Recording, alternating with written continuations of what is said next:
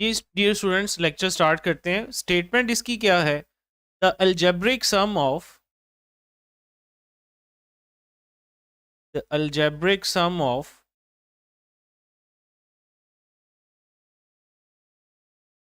All currents meeting at a point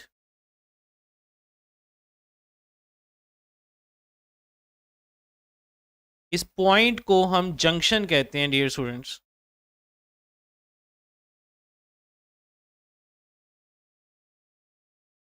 is zero. Mathematically मैं इस बात को ऐसे लिख सकता हूं,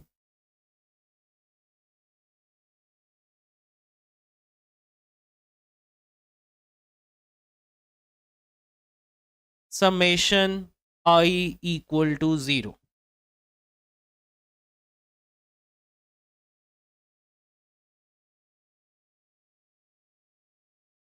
अब जब भी आप sum of all currents zero लिखोगे तो इसमें साइन कन्वेंशंस भी आएंगी।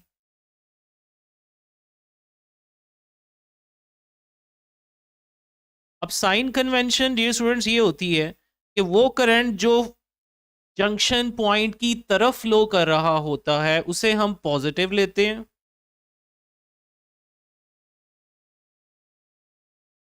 टूवर्ड्स जंक्शन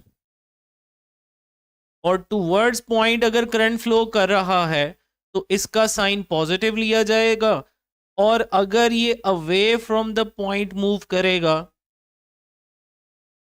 तो इसका साइन हम नेगेटिव लेंगे डियर स्टूडेंट्स। आइए अब इसी बात को एक डायग्राम के थ्रू समझते हैं।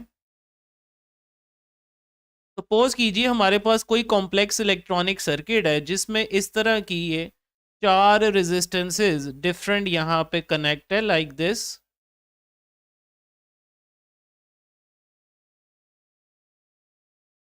अब आप याद रखिएगा कि ऐसा पॉइंट जिस पर कम से कम तीन वायर्स कनेक्ट हों या तीन टर्मिनल्स कनेक्ट हों, इस पॉइंट को हम जंक्शन कहते हैं डियर स्टूडेंट।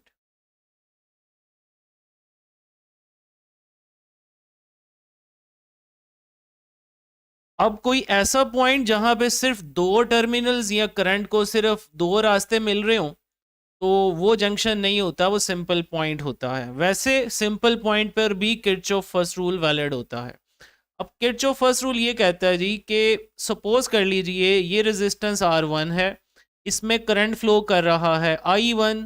फिर ये रेजिस्टेंस है R2, इसमें करंट फ्लो कर रहा है I2। एक थर्ड रेजिस्टेंस है R3, इसमें एक करंट फ्लो आउट हो रहा है I3। और एक चौथी रेजिस्टेंस है R4, इसमें करंट फ्लो आउट हो रहा है I4।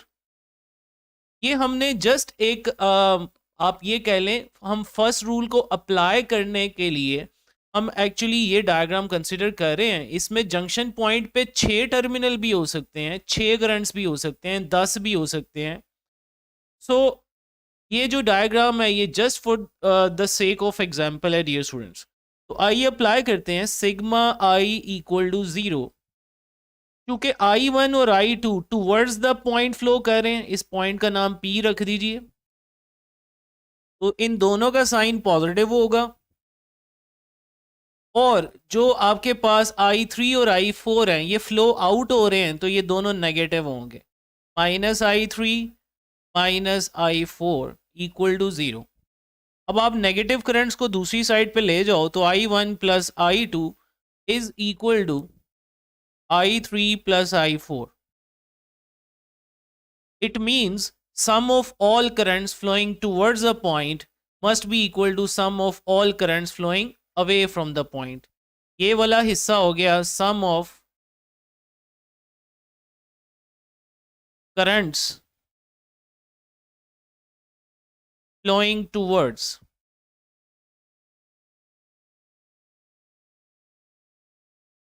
और ये जो I3 और I4 है this is sum of currents flowing away। फिर एंड पे एक पॉइंट है डियर स्टूडेंट्स के हमारे पास जब हम ये कह रहे हैं कि किसी पॉइंट पे जितना करंट आएगा उतना ही लीव करेगा, तो एक्चुअली करंट क्या होता है? Current is rate of flow of charges. अगर आप करंट को कह रहे हो कि जितना करंट आएगा उतना लीव करेगा, यानी आप करंट को कंजर्व कर रहे हो,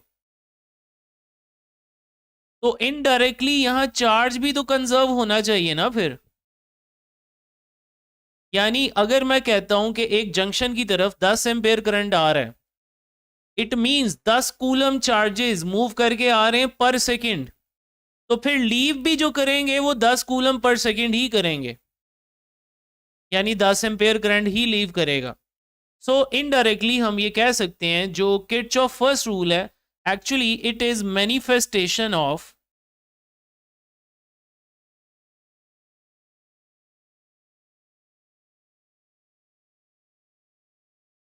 conservation of charge.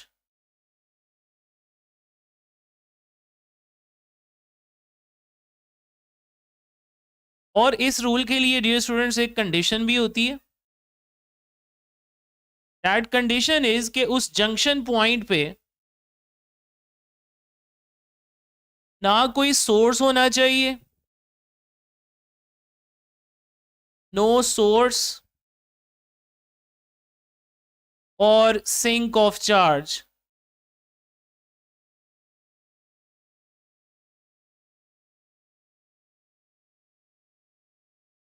Kirchhoff second rule में जो फर्स्ट स्टेटमेंट आएगी डियर स्टूडेंट्स,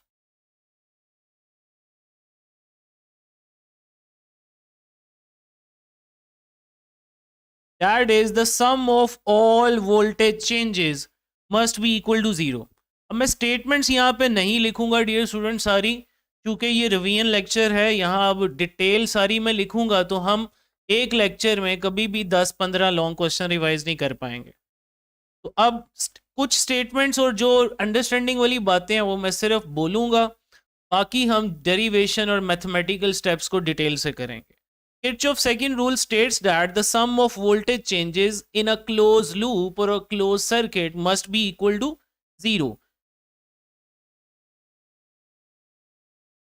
यानी mathematically sum of all voltage changes must be equal to zero.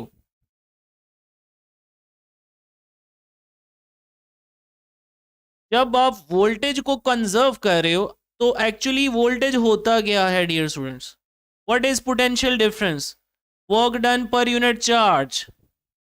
It mean अगर आप पोटेंशियल डिफरेंस को यहां कंजर्व कर रहे हो, तो ये क्यों कंजर्व हो रहा है? चूंकि वर्क कंजर्व होता है, वर्क इज एक्चुअली एनर्जी। तो एनर्जी कंजर्वेशन की बेस पर ये बात की जा रही है।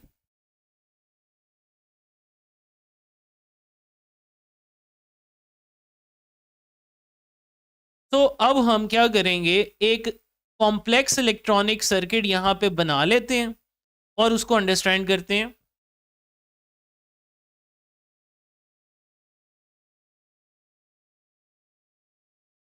सपोज कीजिए आपके पास एक बैटरी है जिसका ईएमएफ है डियर स्टूडेंट्स E1, और इसको हमने एक रेजिस्टेंस R1 के साथ अटैच कर दिया है।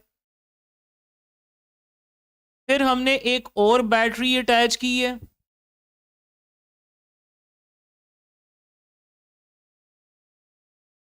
जिसका ईएमएफ E2 है, और इनको कनेक्ट ऐसे किया है कि इन दोनों का positive positive negative negative connect हो रहा है।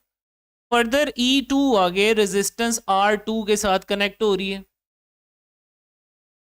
This is very simple circuit to memorize. इस सर्किट में दो बैटरीज हैं, दो रेजिस्टेंसेज हैं, all are connected in series combination. अब आप डियर स्टूडेंट जरा चेक कीजिए, जो पहली बैटरी यहां करंट देगी वो पॉजिटिव से नेगेटिव कुछ इस डायरेक्शन में होगा, लाइक दिस।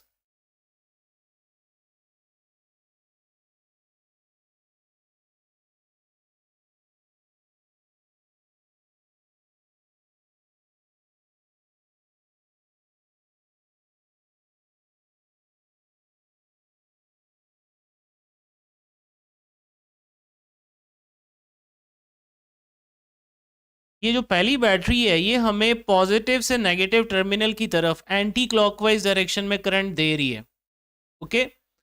और जो सेकंड बैटरी है वो हमें क्लॉकवाइज करंट दे रही है। ये दोनों करंट हमने कन्वेंशनल बनाए हैं। तो यहाँ से साबित हुआ कि दो बैटरीज एक दूसरे को अपोज कर रही हैं।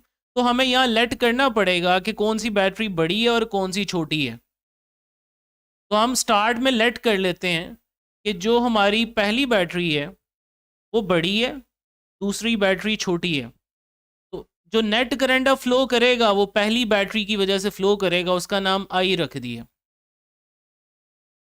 तो डियर स्टूडेंट्स, अब चार्ज को एक्चुअली जो चार्ज अब इस सर्किट में फ्लो कर रहा होगा उसको एक जगह से एनर्जी मिलनी है सिर्फ, that is the battery E1।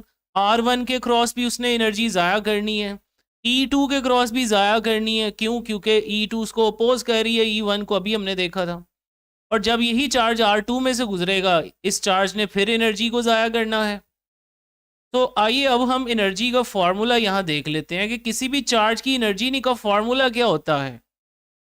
उसका फॉर्मूला होता है charge times potential difference. This is the formula of energy gained और lost by a charge delta q when it passes through a potential difference of delta V. तो आप ज़रा सोचिए, जब ये डेल्टा क्यू चार्ज ये गया जनाब E1, तो E1 ने इसको जो एनर्जी दी वो डेल्टा क्यू E1 होगी, क्योंकि E1 उसका पोटेंशियल डिफरेंस है बैटरी का। इसी तरह ये चार्ज डियर स्टूडेंट्स जब पहुंचेगा E2 के पास, तो अब यहाँ जो एनर्जी ये ज़ाया करेगा वो डेल्टा क्यू E2 होगी विद अ नेगेटिव साइन, क्योंकि यहाँ एनर्जी उसने ज़ाया करनी है। फिर ये पहुंचा R1 के पास, तो यहाँ जो एनर्जी ज़ाया करेगा वो डेल्टा क्यू IR1 होगी। IR1 is the voltage across R1। In the same way जब ये R2 के पास जाएगा तो यहाँ एनर्जी ये ज़ाया करेगा माइनस डेल्टा क्यू IR2।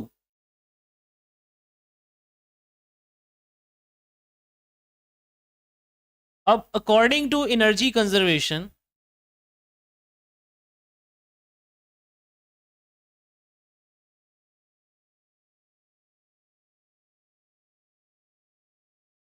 हम ये कह सकते हैं कि जितनी एनर्जी चार्ज को मिली है उतनी ही उसने लूज की होगी। So energy gained must be equal to energy lost. अब आगे स्टेप्स मैं ज़रा इस तरफ कर रहा हूँ, ये देखिए।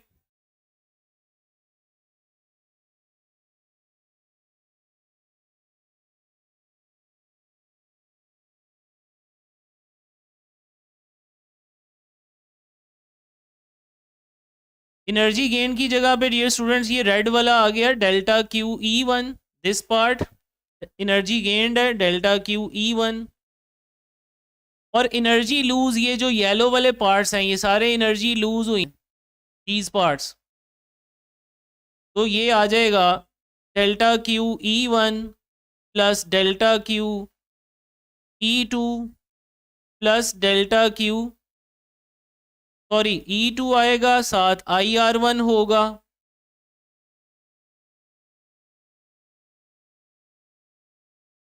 एनर्जी लूज हुई है डेल्टा क्यू E2 के क्रॉस, फिर लूज हुई है डेल्टा क्यू IR1, फिर लूज हुई है डेल्टा क्यू IR2। आप कॉमन कर लेंगे तो ये राइट साइड पे जितने भी डेल्टा क्यू हैं ये लेफ्ट साइड वाले डेल्टा क्यू से कैंसिल हो जाएंगे। तो आपके पास रिजल्ट क्या आएगा? E1 is equal to E2 plus IR1 plus IR2।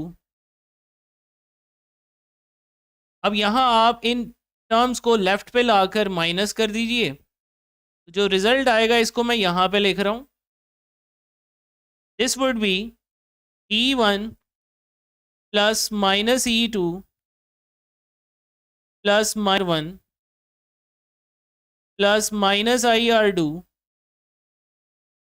Is equal to 0। तो हमने प्रूव कर दिया कि हमारे गिवन सर्किट में 4 पोटेंशियल चेंजेस थे। फर्स्ट बैटरी का potential change E1, second battery का पोटेंशियल चेंज E2। वो प्लस माइनस क्यों आ रहा है, इसके लिए तो अब साइन कन्वेंशंस में हम ये बात पढ़ेंगे। और माइनस साइन सिर्फ उन टर्म्स के साथ आ रहा है जहां एनर्जी लूज हो रही है, पॉजिटिव साइन उन टर्म्स के साथ आ रहा है जहां एनर्जी गेन हुई है। तो हम कब किसी बैटरी का ईएमएफ पॉजिटिव लेंगे, कब नेगेटिव लेंगे, इसके लिए रूल्स होते हैं। उन रूल्स की अब फर्दर बात करेंगे, और रेजिस्टेंस के क्रॉस ये रूल क्या होता है। तो आइए साइन कन्वेंशन की अब बात की जाएगी। साइन कन्वेंशन,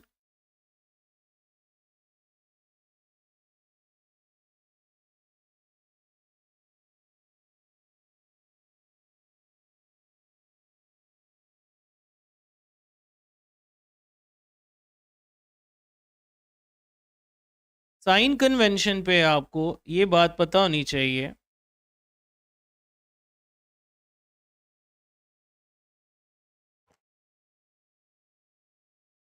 अगर आप डियर स्टूडेंट्स यहाँ पे इस करंट को देखें जो नेट करंट है, ये ऊपर डायग्राम पे ज़रा गौर कीजिए। तो ये जो ये ब्लैक कलर से मैंने करंट दिखाया हुआ है, जब ये इस बैटरी के अंदर से गुजरता है, अंदर से गुजरने को यहाँ वर्ड यूज़ करते हैं ट्रैवर्स डियर स्टूडेंट्स। अगर हमारा करंट नेगेटिव से पॉजिटिव ट्रैवर्स होगा तो उसका साइन पॉजिटिव होगा। आप देख सकते हैं E1 का साइन पॉजिटिव इसीलिए है कि करंट ट्रैवर्स हो रहा है फ्रॉम नेगेटिव टू पॉजिटिव। और इसी करंट को अगर जब आप E2 में से पास होते हुए देखोगे तो ये ट्रैवर्स हो रहा है from positive to negative dear students. इसलिए E2 का साइन क्या आ रहा है, नेगेटिव आ रहा है। तो रूल बना, अगर करंट किसी बैटरी को ट्रैवर्स करता है फ्रॉम नेगेटिव टू पॉजिटिव तो साइन पॉजिटिव लेंगे, और अगर ट्रैवर्स करता है फ्रॉम पॉजिटिव टू नेगेटिव तो साइन नेगेटिव लेंगे। यानी एंड टर्मिनल देखेंगे कि ट्रैवर्स होते हुए किस तरफ करंट जा रहा है। अगर पॉजिटिव की तरफ जा रहा होगा इनसाइड तो वो पॉजिटिव लेंगे, नेगेटिव की तरफ जा रहा होगा तो हम नेगेटिव साइन लेंगे। In the same way resistance के लिए भी होता है डियर स्टूडेंट्स, वो मैं यहाँ ड्रॉ करके बताता हूँ। अगर मेरे पास ये कोई रेजिस्टेंस है, इसमें एक ही करंट है, तो याद रखिएगा इसका पोटेंशियल ड्रॉप हमेशा नेगेटिव होगा, -IR1। इसका पोटेंशियल ड्रॉप कभी पॉजिटिव नहीं हो सकता अगर एक रेजिस्टेंस है उसमें एक ही करंट फ्लो कर रहा है। लेकिन समटाइम सिचुएशन होती है कि एक रेजिस्टेंस होती है, उसमें दो करंट फ्लो कर रहे होते हैं, I1 and I2 opposite direction में। तो अब ऑफ कोर्स I1 जिस डायरेक्शन में फ्लो कर रहा है वो पोटेंशियल ड्रॉप अगर आप नेगेटिव लोगे तो I2 वाले को फिर पॉजिटिव लेना पड़ेगा। सो अगर हम I1 को अपना करंट मान लें, रेफरेंस करंट कह लो या इसे लूप करंट भी कह सकते हैं, तो जिस लूप के ऊपर आप KVL या किर्चॉफ सेकंड रूल अप्लाई कर रहे होगे डियर स्टूडेंट्स, उसमें जो करंट आपके लूप का होगा उसके लिए तो आप इसका पोटेंशियल ड्रॉप नेगेटिव ही लोगे, लेकिन जो ऑपोजिट डायरेक्शन में कोई करंट आ जाएगा उसका पॉजिटिव लिया करेंगे।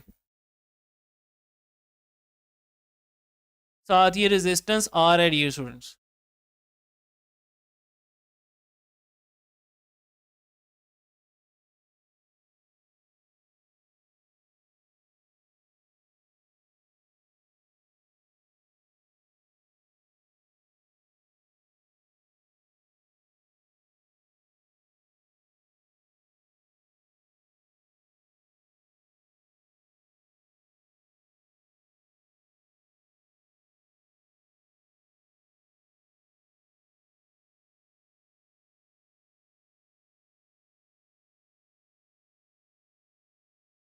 बेटे बस 1-2 मिनट, ये I don't know why pen is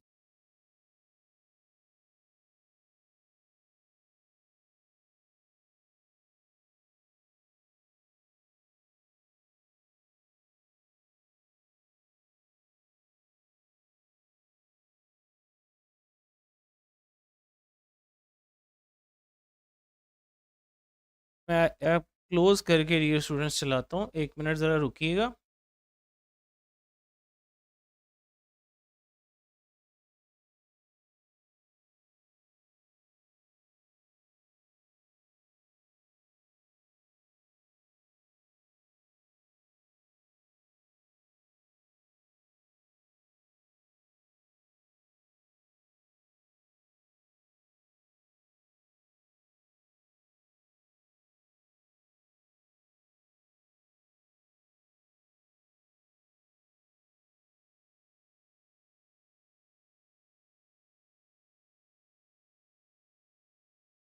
एक मिनट बेटे बस दीजिएगा।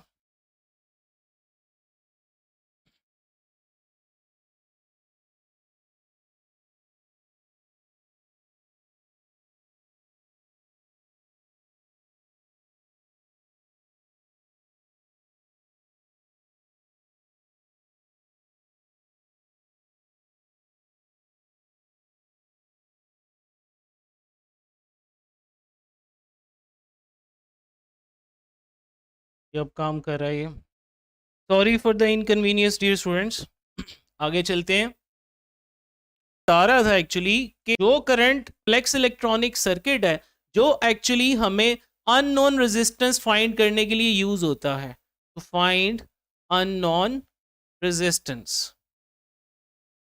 अब इसकी बेसिक कंस्ट्रक्शन क्या है, थोड़ा मैं टाइम बचाने के लिए अब ज़रा फास्ट चल रहा हूँ डियर स्टूडेंट्स, क्योंकि ये एक सुपर फास्ट रिवीजन सेशन है। व्हीटस्टोन ब्रिज में एक्चुअली एक ब्रिज फॉर्म में इस तरह से 4 रेजिस्टेंसेस कनेक्ट होती हैं लाइक दिस। और सी को हम सपोज कर लेते हैं पहले लूप का करंट, दूसरे लूप का करंट I2 है, तीसरे लूप का करंट I3 है। अब हम KVL अप्लाई करेंगे, यानी किरचॉफ सेकेंड रूल को KVL भी कहते हैं और किरचॉफ फर्स्ट रूल को KCL भी कहते हैं। Applying KVL on first loop dear students, on loop ABDA। तो आप देखिए ये जो I1 है, ये सबसे पहले R1 रेजिस्टेंस अगर आप देखिए तो R1 में सिर्फ एक ही करंट फ्लो कर रहा है I1, तो इसका पोटेंशियल ड्रॉप होगा -I1R1। मैंने आपको कहा था कि एक रेजिस्टेंस में सिर्फ एक ही करंट हो तो उसका पोटेंशियल ड्रॉप हमेशा नेगेटिव लेंगे। ओके, अब आप अगर इस R3 को देखो तो इसमें 2 करंट है, एक I1 भी फ्लो कर रहा है और एक I3 भी फ्लो कर रहा है इन ऑपोजिट डायरेक्शन में। तो इसका नेट करंट ले लेंगे I1 माइनस I3, बाहर नेगेटिव साइन लगाएंगे और साथ इसकी रेजिस्टेंस से मल्टीप्लाई कर देंगे। फिर डियर स्टूडेंट्स इसके बाद अगर आप देखें, let me change the colour.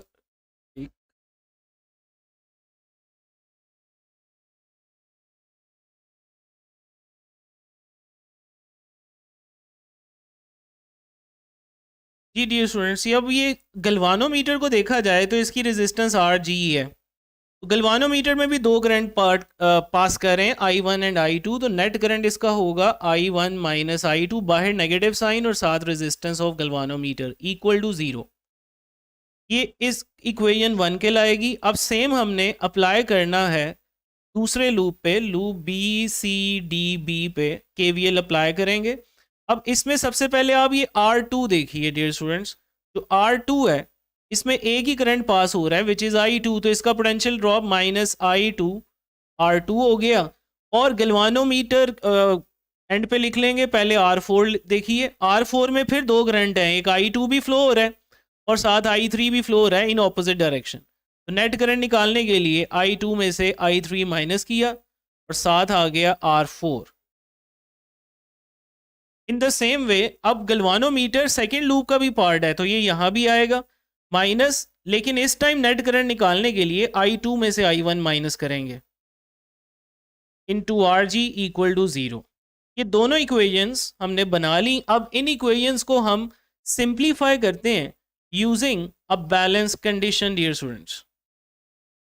तो आइए यहाँ एक बैलेंस कंडीशन डिफाइन करेंगे।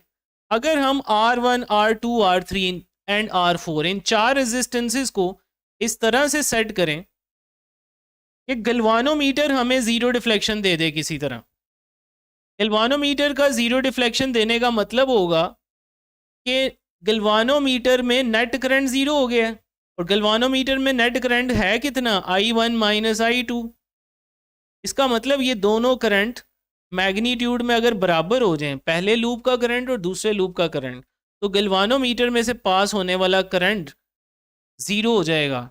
इस कंडीशन को हम बैलेंस कंडीशन कहते हैं। तो मैं I1 और I2 की जगह पे सेम वैल्यू I लिख लूँगा ऊपर वाली इक्वेशंस में। तो आप देखो आफ्टर बैलेंस कंडीशन ये इक्वेशन 1 क्या रिड्यूस हो जाएगी।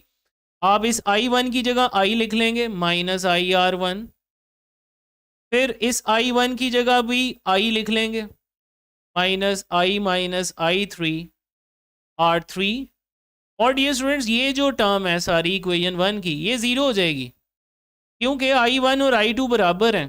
तो I1 माइनस I2 ज़ीरो हो जाएगा, ये सारी टर्म ज़ीरो हो जाएगी, तो मैंने डायरेक्टली ज़ीरो लिख दिया। यहाँ से अगर आप ये पूरी टर्म को उठा के दूसरी साइड पे ले जाइए तो ये आ जाएगा -IR1 is equal to I minus I3 R3। Call this equation number 3।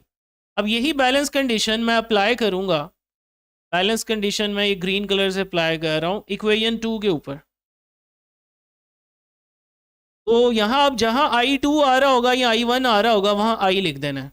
तो ये बनेगा -IR2 फिर -I माइनस I3 R4 और ये वाला पार्ट गलवानोमीटर वाला पार्ट यहाँ भी ज़ीरो हो जाएगा, तो मैंने डायरेक्टली ज़ीरो लिख दिया। तो अब मेरे पास जो इक्वेशन रिड्यूस हो जाएगी, ये वाला पार्ट आप दूसरी तरफ ले जाएं राइट साइड पे, तो -IR2 is equal to I minus I3 R4। अब इसको इक्वेशन 4 कह दीजिए। नेक्स्ट अब हमने इक्वेशन 3 और 4 को डिवाइड करना है। जैसे डिवाइड करेंगे एक बड़ी सिंप्लीफाइड इक्वेशन हमारे पास आ जाएगी। Now dividing 3 and 4। 3 dear students ये आपके पास ऊपर इक्वेशन है which is -IR1 equal to -IR1 equal to I minus I3 R3 और इक्वेशन 4 है divided by -IR2 divided by I minus I3 R4। अब आप देखिए सिमिलर टर्म्स कैंसिल हो गई, तो बड़ी सिंप्लीफाइड इक्वेशन हमारे पास आ गई R1 over R2 equal R3 over R4। So this is how we derive the formula which is used to calculate unknown resistance। अब एक्चुअली प्रैक्टिकली हम इन चारों में से एक अननोन रख लेंगे रेजिस्टेंस डियर स्टूडेंट्स। इस पार्ट को मैं यहां पे बता रहा हूं अननोन रेजिस्टेंस। सपोज कीजिए हम अननोन रेजिस्टेंस को x कह देते हैं और वो R4 की जगह पे हमने लगाई हुई है, सपोज कर लीजिए। तो फार्मूला में R1 over R2 equal to R3 over x आ जाएगा। यहाँ से आप x निकाल लीजिए। This would be R3 over R1 into R2। So if we know 3 resistances under balance condition, then the fourth unknown resistance can be find using this formula। ये sentence आपने and पे लाजमी लिखना है। कुछ बच्चे डेरिवेशन करके छोड़ देते हैं और एंड पे रिजल्ट और कंक्लूजन नहीं लिखते, फिर पूरे मार्क्स नहीं आते डियर स्टूडेंट्स। नेक्स्ट अब हम मूव करेंगे पोटेंशियोमीटर की तरफ। पोटेंशियोमीटर डियर स्टूडेंट्स, इससे पहले थोड़ी सी एक स्टोरी है, आइए पहले वो स्टोरी ज़रा स्टार्ट करते हैं। इंट्रोडक्शन कहेंगे उस स्टोरी को। एक्चुअली पोटेंशियोमीटर का काम है पोटेंशियल डिफरेंस कैलकुलेट करना। क्या कैलकुलेट करना जी? पोटेंशियल डिफरेंस या ईएमएफ। तो हम पहले देख लेते हैं कि हम नॉर्मली कौन सा डिवाइस इस्तेमाल करते हैं पोटेंशियल डिफरेंस मेजर करने के लिए। आप जानते हैं कि वोल्ट मीटर का इस्तेमाल होता है टू मेजर पोटेंशियल डिफरेंस।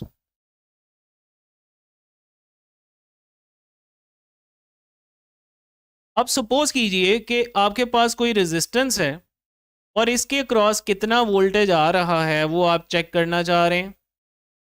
तो ऑफ कोर्स आप इस वोल्ट मीटर के पैरेलल एक वोल्ट मीटर लगाएंगे।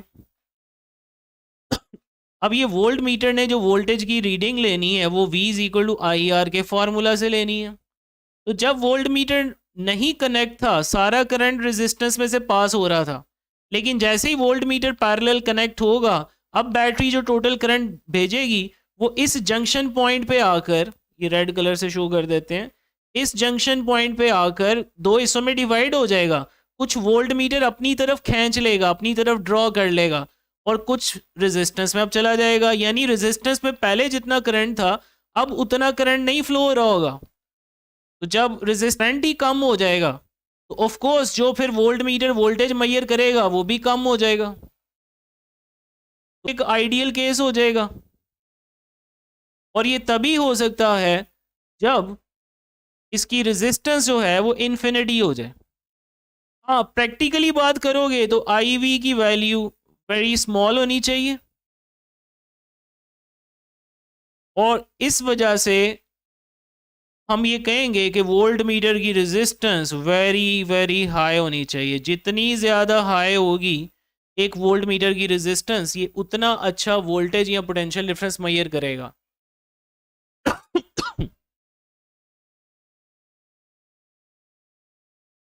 इट मीन्स वोल्ट मीटर जो हम प्रैक्टिकली इस्तेमाल करते हैं वो जैसा मर्जी आप वोल्ट मीटर कंसिडर कर लो डियर स्टूडेंट्स,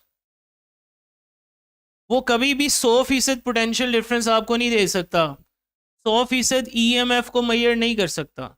लेकिन एक बड़ा ही सिंपल डिवाइस है हमारे पास जिसे हम डियर स्टूडेंट्स कहते हैं पोटेंशियोमीटर।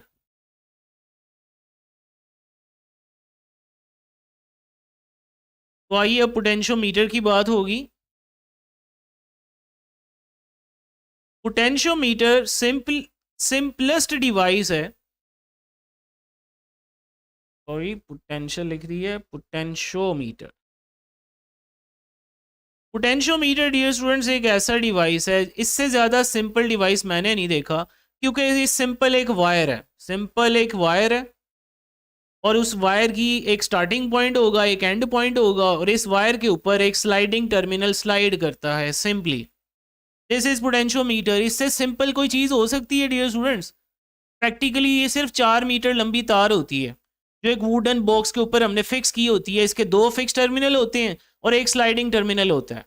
जैसे हमने रियोस्टेट में सीखा था कि अगर हम इसी रेजिस्टेंस के क्रॉस कोई एक बैटरी कनेक्ट कर दें, एक पोटेंशियल डिफरेंस दे दें ई, जो हमें पता होना चाहिए नोन, और यहाँ स्लाइडिंग टर्मिनल सी लगा दें, तो अब हमारा जो ईएमएफ ई है वो यहाँ 2 हिस्सों में डिवाइड हो जाएगा। एक हिस्सा ए और सी के क्रॉस आएगा और दूसरा हिस्सा बी और सी के क्रॉस आएगा।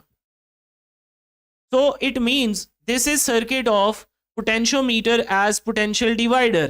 और जैसे हमने डियर स्टूडेंट्स बनाया था फार्मूला रियोस्टेट में VBC का, यहाँ पर VAC का फार्मूला वही होगा, चूंकि इस टाइम में VAC में जो AC पोर्शन की रेजिस्टेंस है उसे स्मॉल r कह रहा हूँ, और जो टोटल वायर की रेजिस्टेंस है उसको कैपिटल R कह रहा हूँ। तो ये फार्मूला वहाँ भी हमने small r over capital R into V पढ़ा था रियोस्टेट में, लेकिन यहाँ पे बस ये V की जगह पे E आ जाएगा डियर स्टूडेंट्स, क्योंकि वहाँ डेरिवेशन करते हुए हमने बैटरी के वोल्टेज को V लिखा था, क्योंकि वहाँ अभी हमने EMF का टॉपिक नहीं पढ़ा हुआ था। लेकिन यहाँ पर जो बैटरी का वोल्टेज है उसे हम EMF E से जाहिर कर रहे हैं। अब ये हमें इक्वेशन बता रही है कि जब आप C पॉइंट को मूव करोगे A से C की तरफ, तो जो स्मॉल r है वो चेंज होगा फ्रॉम 0 टू कैपिटल R, और जो VAC है ये चेंज होगा फ्रॉम 0 टू E। यानी हम कॉन्टीन्यूसली पोटेंशियल डिफरेंस को चेंज कर सकते हैं by just sliding the terminal C over the wire AB। अब इसी सर्किट को इस्तेमाल करते हुए हम कैसे मेजरमेंट ऑफ अननोन सेल करेंगे, आइए इसकी तरफ अब आते हैं। मेजरमेंट ऑफ अननोन EMF की तरफ आएंगे। Measurement of unknown EMF of a cell.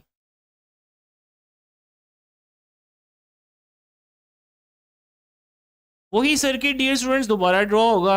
आपके पास एक रेजिस्टेंस है, starting point A and point B, 2 fix points, 2 fix points के अक्रॉस एक नॉन EMF की बैटरी लगानी है आपने, जिसका EMF हमें पता होना चाहिए, और यहाँ एक स्लाइडिंग टर्मिनल C लेंगे, जहाँ हमने अभी पीछे VAC को शो किया था, यहाँ अब आप एक अननोन सेल कनेक्ट करेंगे। ये रेड कलर से मैंने बना दिया अननोन सेल जिसका ईएमएफ EX है, और ब्लू कलर से यहाँ हम बीच में गलवानोमीटर लगा देते हैं क्योंकि इस बैटरी को हमने बैलेंस करना है। एक्चुअली इस सर्किट में EX को हम बैलेंस करना चाह रहे हैं। We want to balance EX with VAC, क्योंकि VAC हमारे अपने हाथ में है। जैसे ही C टर्मिनल A से दूर जाएगा VAC बढ़ना शुरू हो जाएगा, लेकिन EX ने तो कांस्टेंट ही रहना ना डियर स्टूडेंट्स। तो जैसे जैसे आप C पॉइंट को दूर लेते जाओगे A से, VAC बढ़ता जाएगा बढ़ता जाएगा।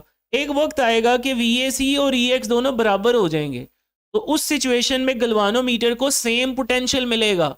एज अ रिजल्ट गलवानोमीटर के क्रॉस पोटेंशियल डिफरेंस जीरो हो जाएगा, और एज अ रिजल्ट हम कहेंगे कि गलवानोमीटर बैलेंस कंडीशन में आ चुका है। तो जैसे ही बैलेंस कंडीशन आएगी हम क्या करेंगे, हम अननोन ईएमएफ के वैल्यू को बराबर कर देंगे VAC के। अब VAC का फॉर्मूला अभी हमने पढ़ा है जी, which is small r over capital R into E। अब डियर स्टूडेंट्स यहाँ पे जो स्मॉल r है ये एक्चुअली AC पोर्शन की लेंथ है। जब बैलेंस पॉइंट आ चुका है तो इसका मतलब जो A से C तक लेंथ होगी इसे हम कहेंगे balancing length, small l। This small l is called balancing length, यानी the length of AC wire portion, AC portion of the wire at which balance condition is just fulfilled। और जो capital R है वो अपनी total length के साथ direct relation रखेगा, और जो स्मॉल r है वो स्मॉल l के साथ डायरेक्ट रिलेशन रखेगा। यानी मैं ये कह सकता हूं कि small r is directly proportional to small l and capital R is directly proportional to capital L। तब जब दो चीज़ें डायरेक्टली प्रोपोर्शनल हो तो उनकी रेशियो डियर स्टूडेंट सेम होती है, यानी small r over capital R को मैं small l over capital L लिख सकता हूं। तो अब ऊपर वाली इस इक्वेशन 1 में अब आप small r over capital R की जगह पे पुट कर देंगे small l over capital L, तो हमारे पास EX का फॉर्मूला डियर स्टूडेंट्स आ गया। ये देखिए,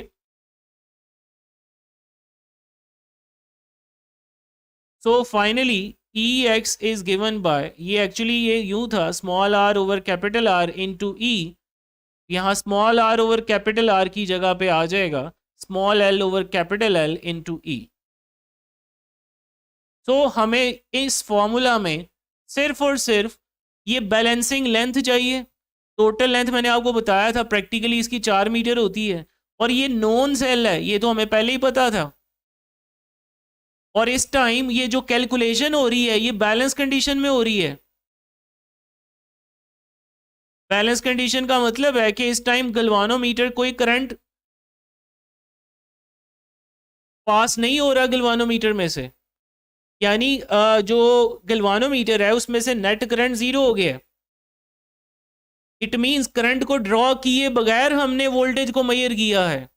वोल्ट मीटर का मसला मैंने आपको क्या बताया था, यहाँ पे वोल्ट मीटर का मसला है ये कुछ करंट अपनी तरफ ड्रॉ करके मेजरमेंट करता है, लेकिन यहाँ हमने जो मेजरमेंट की है उसमें नेट करंट ही जीरो है, इसलिए यहाँ जो मेजरमेंट आएगी ये 100% आएगी। इसलिए हम कहते हैं पोटेंशियोमीटर सिर्फ एक ऐसा डिवाइस है जो ईएमएफ मेजर कर सकता है।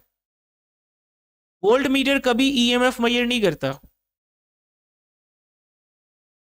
हाँ, हमारे पास और डिवाइसेस होते हैं CRO and digital volt meter जिनकी रेजिस्टेंसेस बहुत हाई होती हैं, अप्रॉक्सीमेटली इतनी हाई हैं कि उनको हम इन्फिनिटी ले सकते हैं प्रैक्टिकली। तो वो हम कह सकते हैं 99.99% ये मेजर करते हैं, लेकिन पोटेंशियोमीटर उनसे भी आगे है, ये 100% आपको मेजर करके देगा। ये हमारा चैप्टर नंबर 13 फिनिश हुआ। चैप्टर 14 के पहले आर्टिकल की तरफ मूव करेंगे, force on a current carrying conductor in a uniform magnetic field. First of all suppose कर लीजिए डियर स्टूडेंट्स कि हमारे पास ये दो मेटल रेल्स हैं, इन दो मेटल रेल्स के ऊपर हमने एक कंडक्टर प्लेस कर दिया है लाइक दिस, जिसकी लेंथ को हम L कह देते हैं, और इस सारे सेटअप को हमने एक एक्सटर्नल मैग्नेटिक फील्ड में प्लेस किया हुआ है जिसकी डायरेक्शन वर्टिकली अपवर्ड है। ये एक यूनिफॉर्म मैग्नेटिक फील्ड है। यूनिफॉर्म मैग्नेटिक फील्ड आपको पता है हॉर्स शू मैग्नेट के पोल्स के दरमियान पाया जाता है डियर स्टूडेंट्स। अब इसको करंट देने के लिए जो रेल्स हैं, ये येलो कलर की रेल्स हैं, इनको हम बैटरी के पॉजिटिव और नेगेटिव टर्मिनल के साथ कनेक्ट करेंगे। अब इस तरफ से पॉजिटिव टर्मिनल से करंट फ्लो करता हुआ, कन्वेंशनल करंट फ्लो करता हुआ रॉड में इस डायरेक्शन में जाएगा डियर स्टूडेंट्स। अगर आप इस रॉड के ऊपर राइट हैंड रूल अप्लाई करो तो इसका जो फील्ड बनेगा, इसका फील्ड कैसा बनेगा dear students? That would be clockwise. ये फील्ड आएगा इसका लाइक दिस। तो आप देखें ये इस तरफ एक्सटर्नल फील्ड के ऑपोजिट है, तो इस तरफ फील्ड वीक हो जाएगा। लेकिन दूसरी तरफ आप इस जगह पे देखें, इस जगह पे ये फील्ड ऊपर है और जो एक्सटर्नल फील्ड है ये भी ऊपर है, तो यहाँ ये फील्ड स्ट्रांग हो जाएगा। तो याद रखिएगा जब भी दो मैग्नेटिक फील्ड्स इंटरैक्ट करते हैं तो उससे एक तरफ स्ट्रॉन्गर रीजन ऑफ फील्ड बन जाता है, एक तरफ वीकर रीजन ऑफ फील्ड बन जाता है, और फोर्स लगती है from a stronger region of field to the weaker region of the field. So ये कंडक्टर अब एक फोर्स एक्सपीरियंस करेगा इस डायरेक्शन में, जिसको हम F कह देते हैं। I hope you got it dear students. अब इस फोर्स को चेक किया गया एक्सपेरिमेंटली, तो this force is directly proportional to amount of current flowing through the conductor. It is directly proportional to the length of the conductor. It is directly proportional to the strength of external magnetic field, and it is also directly proportional to the sine alpha, where alpha is the angle of current carrying conductor with the direction of field. यानी अगर आप इसी conductor को in the same direction of field रख दें vertically, जिस तरह कि हमारा गिवन फील्ड इस टाइम वर्टिकली अपवर्ड है, तो उस केस में हम देखते हैं कि कंडक्टर में कोई फोर्स नहीं लगती। तो हमने यहाँ साइन अल्फा का फैक्टर फिर इंट्रोड्यूस कर दिया, क्योंकि साइन जीरो एंगल पे वैल्यू जीरो देता है। अब ये चारों फैक्टर्स को इकट्ठा किया जाए तो F is directly proportional to ILB sine alpha. ये आपके पास फॉर्मूला डराइव हो गया। अभी ये प्रोपोर्शनैलिटी बेस को ख़त्म करेंगे और इस पे एक कांस्टेंट पुट करेंगे। Constant is K and by chance the value of this constant is 1 in system international, so final formula becomes ILB sine alpha. This is the final expression. अब इस फॉर्मूला की मदद से डियर स्टूडेंट्स हम actually B को define करेंगे। तो इसके लिए हम थोड़ा पेज पे ऊपर चलते हैं। यहाँ पे B के दो नाम हैं यहाँ पर, वैसे तीसरा नाम भी होता है, वो फ्लक्स डेंसिटी भी कहते हैं। B को हम स्ट्रेंथ ऑफ मैग्नेटिक फील्ड भी कहते हैं, मैग्नेटिक इंडक्शन भी कहते हैं, फ्लक्स डेंसिटी भी कहते हैं। तो यहाँ मैं इस B को इस फॉर्मूला की मदद से डिफाइन करने जा रहा हूँ जो अभी हमने बनाया है, ILB साइन अल्फा। यहाँ से B बनेगा F over IL sign alpha. अगर डियर स्टूडेंट्स हम यहाँ पे करंट की वैल्यू को 1 एम्पेयर ले लें, लेंथ 1 मीटर कंसिडर कर लें कंडक्टर की, और एंगल उसका 90 रख लें ताकि मैक्सिमम फोर्स उस पर लगे, तो अब आप देखिए कि ये सारे फैक्टर्स डिनोमिनेटर फैक्टर्स 1 हैं, तो ये B किसके बराबर आ जाएगा? F के बराबर नहीं आ जाएगा। इसका मतलब B को F की शक्ल में डिफाइन किया जा सकता है। स्ट्रेंथ ऑफ फील्ड और magnetic induction is defined as the force experienced by 1 meter length of a conductor placed at right angle to the direction of field when 1 ampere current is passing through it. Physics में मैंने आपको बहुत दफ़ा कहा है कि dear students physics में unit को कभी डिफाइन नहीं करना होता, या आप ये कह लो, मेरा मतलब ये है कि आपने यूनिट को कभी रट्टा नहीं लगाना होता इसकी डेफिनेशन को। कोई भी यूनिट की डेफिनेशन उसके फार्मूला से बनती है और इसी तरह हम डिफाइन करते हैं। तो आइए अब इसका यूनिट भी डिफाइन करते हैं। इसका यूनिट टेस्ला होता है और 1 tesla is defined as, force की जगह 1 न्यूटन आ गया। अब बाकी सारे फैक्टर्स तो पहले ही यूनिट थे, 1 एम्पेयर, 1 मीटर एंड साइन 90। तो यहां से साबित हुआ 1 tesla is equal to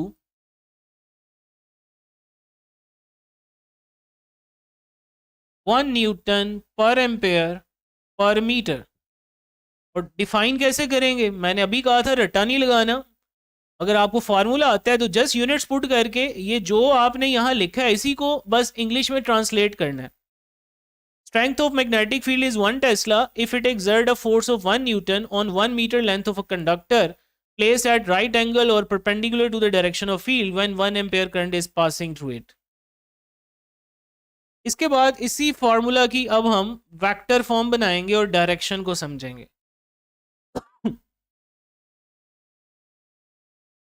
vector form,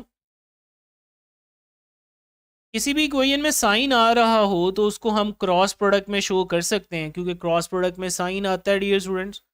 तो ये जो फार्मूला था F is equal to I L B sine alpha, अगर मैं इसकी वेक्टर फॉर्म बनाऊं तो वो कुछ यूं बनेगी, विच वुड बी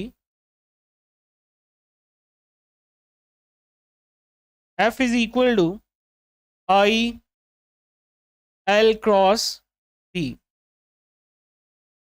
इसको अगर आप ओपन कर लें क्रॉस प्रोडक्ट को तो ये भी वही बनेगा, I L B sine alpha n cap.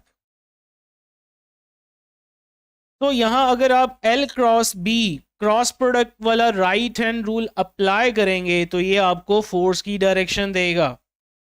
अब right hand rule of cross product का क्या मतलब है जी, को थोड़ा रिकॉल कर लेते हैं।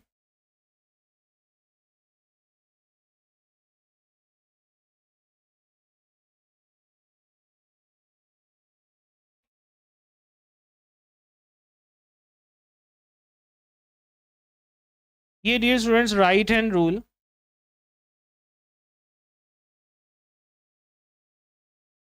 ऑफ क्रॉस प्रोडक्ट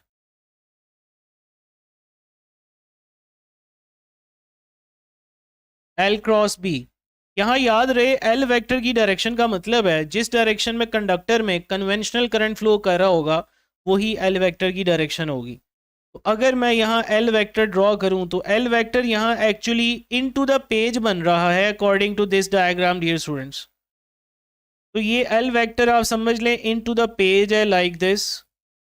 कंडक्टर ऐसे ही पड़ा था, इसमें करंट जा रहा है और बी वर्टिकली अप था।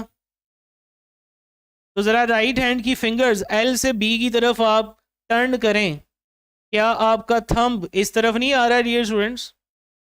ये थंब है, सपोज कर लें ये फोर्स की डायरेक्शन इस तरफ आ रही है, बी क्रॉस बी या एल क्रॉस बी। लेकिन इसके लिए मैंने आपको क्लास में एक और रूल सिखाया था जिसको राइट हैंड पाम रूल कहते हैं। वो बहुत आसान होता है इसको अप्लाई करना। राइट हैंड पाम रूल,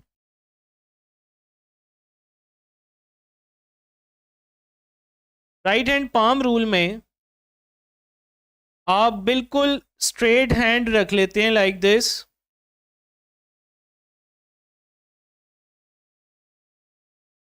मैंने कहा हाँ ड्रॉ ही कर लेते हैं आज।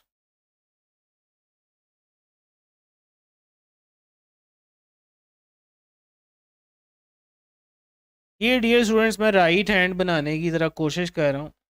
अपने राइट हैंड को, ये थंब आ गया जी, मैंने इधर से ख़राब हो गया है, काफ़ी अच्छा बना लिया।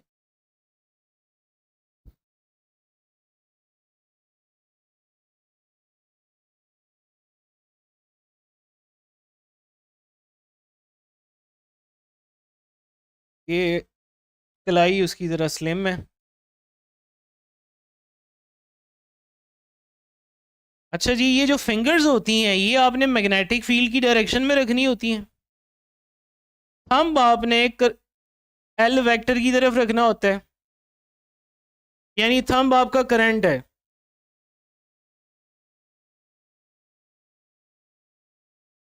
और ये जो पाम है, इस पाम के नॉर्मल जो भी डायरेक्शन होगी, यानी पाम जिस तरफ फेस कर रहा होगा वो फोर्स की डायरेक्शन होगी डियर स्टूडेंट्स। इसको हम कहते हैं right hand palm rule.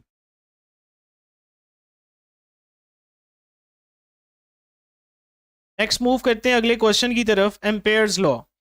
Ampere's law actually हमें एक तरीका देता है किसी भी करंट कैरिंग एलिमेंट के फील्ड को कैलकुलेट करने का। सपोज कीजिए हमारे पास एक स्ट्रेट वायर है जिसमें करंट हमने आई दिया हुआ है, तो ऑफ कोर्स इसका एक कॉन्सेंट्रिक सर्कल में एक मैग्नेटिक फील्ड पैदा होगा। एम्पेयर्स लॉ, पहले मैं आपको थोड़े डेरिवेशन के स्टेप्स बता देता हूँ, बुक में तो डायरेक्ट इसकी स्टेटमेंट लिखी हुई है। एम्पेयर ने एक्सपेरिमेंट्स किए and he came to know that कि नंबर 1, जो ये मैग्नेटिक फील्ड यहाँ पैदा हो रहा है इसकी strength directly proportional to current होती है, और नंबर 2 ये inversely proportional to the distance of that point और loop from the current carrying wire होती है। इस डिस्टेंस को आर कह देते हैं। फिर यहाँ पे उसने प्रोपोर्शनैलिटी कांस्टेंट पुट किया and whose value was mu naught over 2 pi I over R. इस तरह से ये फॉर्मूला जो हमारे सामने आया, इसको डियर स्टूडेंट्स हम एम्पेयर्स लॉ या एम्पेयर सर्किटल लॉ कहते हैं। अगर आप इस फॉर्मूला में इस 2 पाई आर को देखो तो क्या डियर स्टूडेंट्स ये एक्चुअली हमारा ये जो सर्कुलर पाथ है, क्या इसकी ये लेंथ नहीं है डियर स्टूडेंट्स, ये वाली लेंथ सारी? क्योंकि एक सर्कल की जो लेंथ होती है वो सरकमफेरेंस के बराबर होती है जिसे 2 पाई आर कहते हैं। तो मैं इसको टोटल लेंथ लिख सकता हूं, total length of the loop. इस लेंथ को इस तरफ ले जाकर मैग्नेटिक फील्ड के साथ इसका डॉट प्रोडक्ट ले लें, P dot L is equal to mu naught I. लो जी, ये स्टेटमेंट आ गई हमारे सामने एम्पेयर्स लॉ की। The dot product of magnetic field and length of the loop, and this loop is known as Amperian loop, must be equal to mu naught times the current enclosed by the loop। यानी उस loop के अंदर current कितना मौजूद है, इसे current enclosed ENC भी लिख लें साथ, ताकि ये याद रहे ये करंट एनक्लोज्ड है।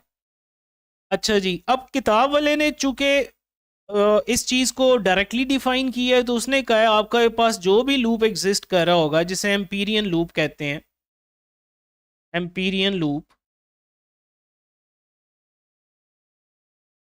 आपने उस लूप के छोटे छोटे सेगमेंट्स कर लेने हैं, और सेगमेंट्स ऐसे होने चाहिए कि उनकी डायरेक्शन मैग्नेटिक फील्ड के पैरेलल हो जाए अप्रॉक्सीमेटली। जितने छोटे सेगमेंट्स होंगे उतना ज़्यादा बेहतर होगा। इट मीन्स आपकी बुक में वो इस टोटल लेंथ के सेगमेंट्स बना रहा है, L1, L2, L3 and up to so on Ln तक। या चूंकि ये सेगमेंट छोटे होंगे तो डेल्टा साथ लगा लेते हैं लाइक दिस।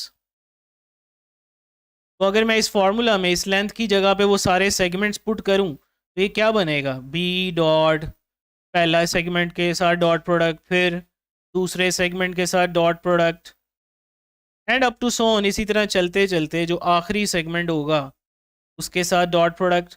पहले सेगमेंट के लिए नीचे 1 लिख दीजिए ब्रैकेट लगा के, दूसरे सेगमेंट के लिए नीचे 2 लिख दीजिए, और nth सेगमेंट के लिए नीचे n लिख दीजिए। This is equal to mu naught I. अब आप देखो जी, इसी बात को अब समेशन फॉर्म में कुछ ऐसे लिखा जा सकता है, सिग्मा आई की वैल्यू 1 से n तक, P dot delta L I equal to mu naught I. Mu naught यहाँ परमिएबिलिटी ऑफ फ्री स्पेस है, जिसकी वैल्यू होती है 4 pi into 10⁻⁻⁷ weber per ampere per metre, इसका यूनिट होता है।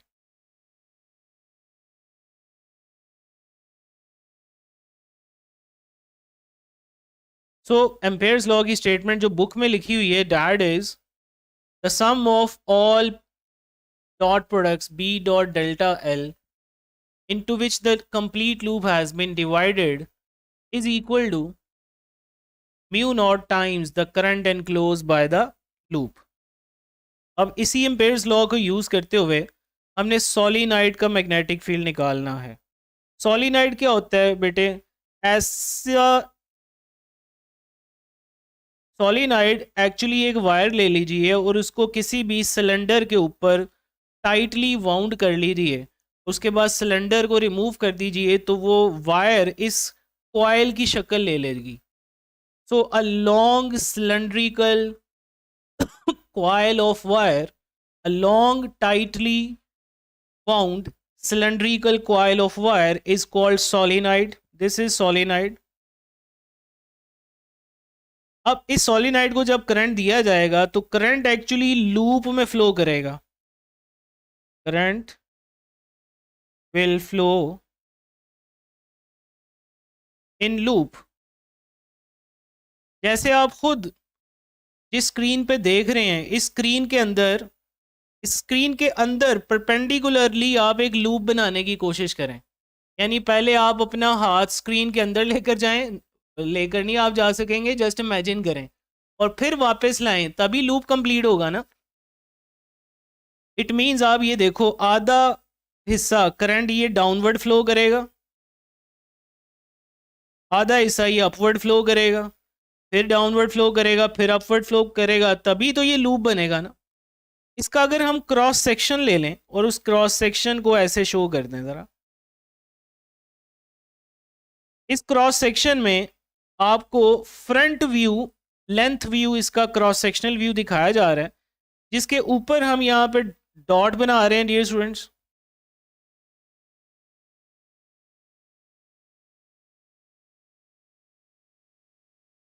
ये डॉट्स आगे ऊपर वाली साइड पे ये शो कर रहे हैं कि ऊपर वाली साइड से जब करंट निकल रहा है वो आउट ऑफ पेज है, यानी ये I is out of page. I mean current यहाँ पे।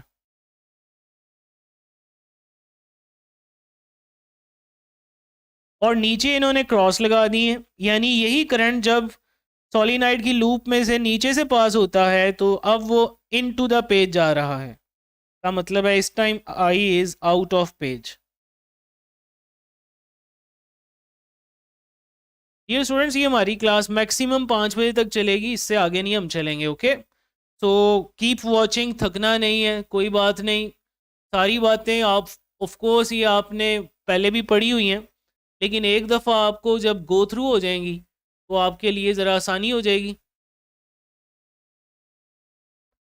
तो अगर आप ऊपर वाले हिस्से पे राइट हैंड रूल लगाएं, रखें अपनी स्क्रीन के ऊपर अपना राइट हैंड और थंब बाहर की तरफ आओ, आउट ऑफ पेज, तो आपकी उंगलियां क्या एंटी क्लॉकवाइज में मुड़ रही हैं बेटे? ऊपर वाले हिस्से का जो फील्ड बनेगा वो एंटी क्लॉकवाइज होगा, like this.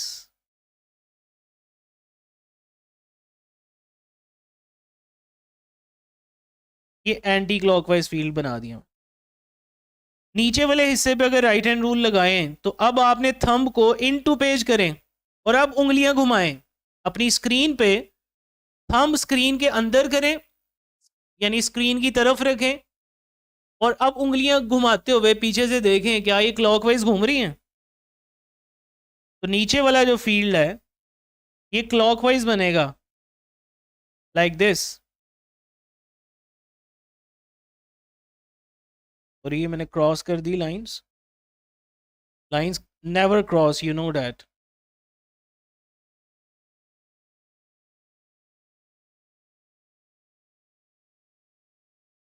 Ji dear students, इन लाइंस को देखकर हमें क्या पता चल रहा है कि इनसाइड द सोलिनॉइड ये रेड वाली लाइंस और ब्लू वाली लाइंस क्या सेम डायरेक्शन में नहीं है।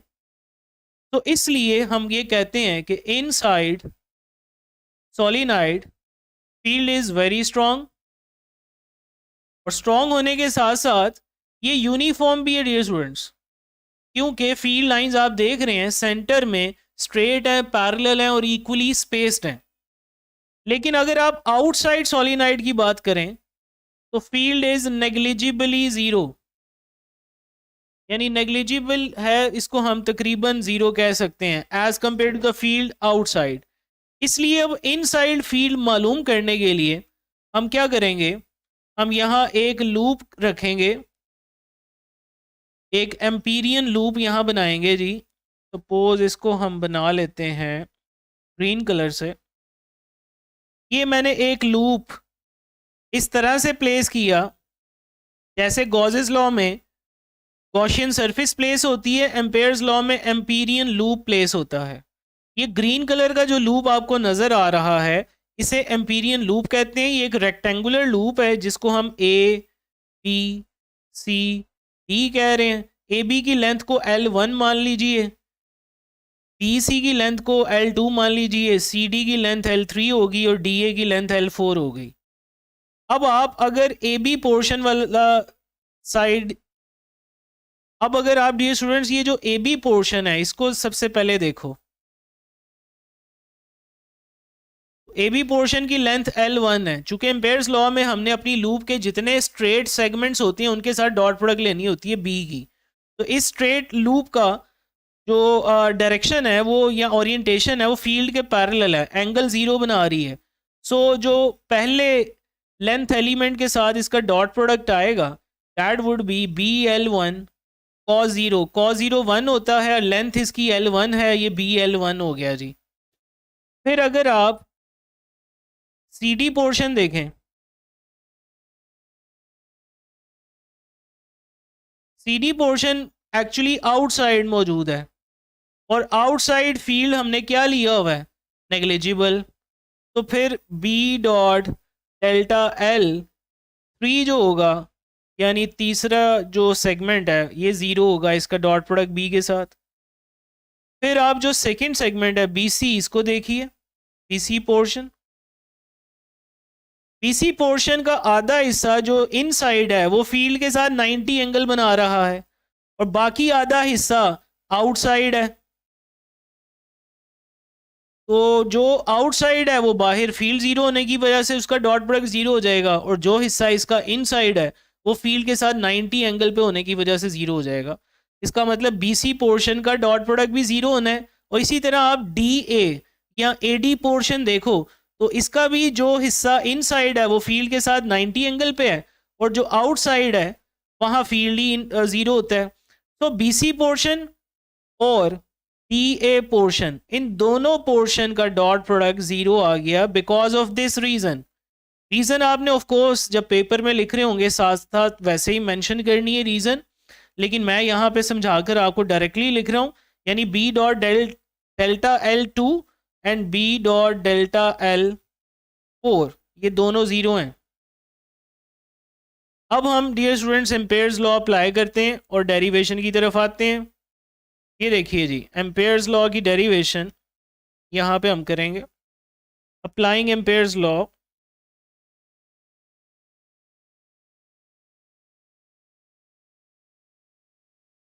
एम्पेयर्स लॉ कहता था सम of all quantities B dot delta L into which the complete loop has been divided। यहाँ पे हमारे 4 सेगमेंट्स हैं तो I की वैल्यू 1 से 4 तक जाएगी, वो इक्वल होता है ये mu naught times the current enclose. अब यहाँ पे पहला जो सेगमेंट का डॉट प्रोडक्ट था वो था BL1, दूसरे का 0 था, तीसरे का भी 0 था, चौथे का भी 0 था, equal to mu naught time I आ गया। यहाँ से मेरे पास इक्वेशन आ गई BL1 is equal to mu naught times I enclosed, इसके साथ मेंशन कर देते हैं। इसको आप इक्वेशन नंबर 1 कह दीजिए डियर स्टूडेंट्स। अब यहाँ I enclosed निकालना बहुत ज़रूरी है। In this case I enclosed is not simply I dear students.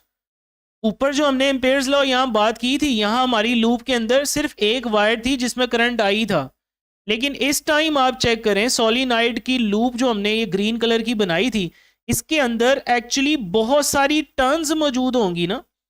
Yellow colour से मैं ये टर्न्स दिखाने की आपको कोशिश करता हूँ।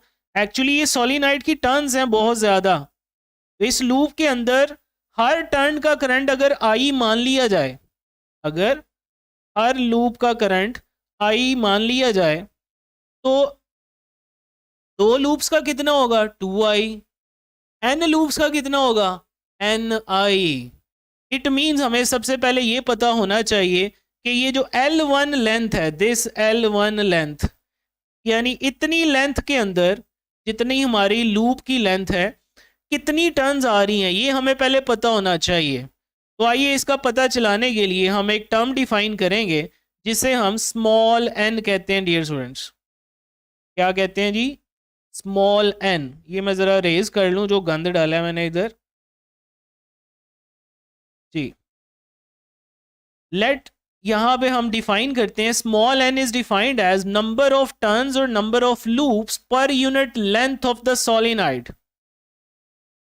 यानी जैसे आपको कहूँ कि आपको अगर 1 लीटर पेट्रोल की कीमत पता है तो अब आप 50 लीटर 100 लीटर 1000 लीटर जितने मर्जी की निकाल लो।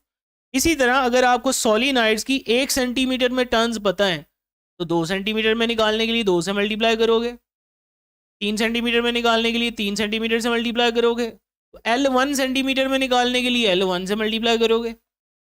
तो यहाँ से अब नंबर ऑफ टर्न्स का फॉर्मूला आ गया स्मॉल एन इंटू एल, और ये लेंथ हमने कौन सी लेनी है, जो हमारी लूप की लेंथ है, तभी उतनी लेंथ के अंदर नंबर ऑफ टर्न्स आएंगी। और ये स्मॉल एन हमें कौन बताता है, कंपनी बताती है जिसने ये सोलिनॉइड बनाया है। यानी सोलिनॉइड आप मार्केट से लेकर आएंगे तो उसके ऊपर स्मॉल एन की वैल्यू लिखी होती है कि कंपनी ने बनाते हुए पर सेंटीमीटर या पर मीटर कितनी टर्न्स रखी हुई हैं। ओके, हमें नंबर ऑफ टर्न्स पता चल गई। अब हम लेट करते हैं कि एक लूप का करंट अगर आई है तो नेट करंट एनक्लोज क्या हो गया फिर डियर स्टूडेंट्स, बोलिए ज़रा। नेट करंट एनक्लोज्ड क्या हो जाएगा, इसको हम IENCL लिख लेते हैं। This would B NI, and N की वैल्यू क्या है, ये कैपिटल N की वैल्यू यहां पुट कीजिए, this is NL1। Now substituting this value of current enclosed in equation 1, आइए ज़रा सब्स्टिट्यूट करते हैं। ये इक्वेशन 1 यहाँ पे मैं सब्स्टिट्यूट करने लगा हूँ डियर स्टूडेंट्स, ये याद कर लें क्या था, ये NL1I यहाँ पे सब्स्टिट्यूट कर रहा हूँ। पुटिंग वैल्यू